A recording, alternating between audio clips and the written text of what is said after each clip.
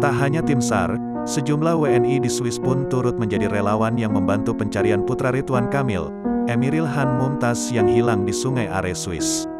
Satu di antaranya adalah Baruno Wironugroho. Baruno dan teman-temannya ini ikut membantu mencari Eril di sepanjang Sungai Are sejak hari Sabtu tanggal 28 Mei tahun 2022. Sejumlah tim SAR Swiss diterjunkan untuk mencari keberadaan putra Gubernur Jawa Barat. Selain itu, para WNI di Swiss pun ada yang ikut membantu jadi relawan.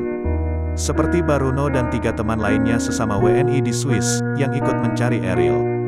Mereka menjadi relawan dengan hanya modal perahu karet dan rompi. Disebutkan Baruno, ada temannya yang datang dari Jerman secara khusus untuk membantu mencari Eril.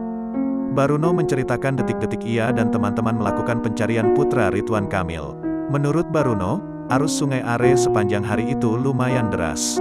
Maka dari itu, Baruno dan kawan-kawan memutuskan mencari Eril di sekitaran dam yang arusnya jauh lebih tenang. Akan tetapi, sayangnya Baruno dan kawan-kawan tidak menemukan sosok Eril di sekitar dam.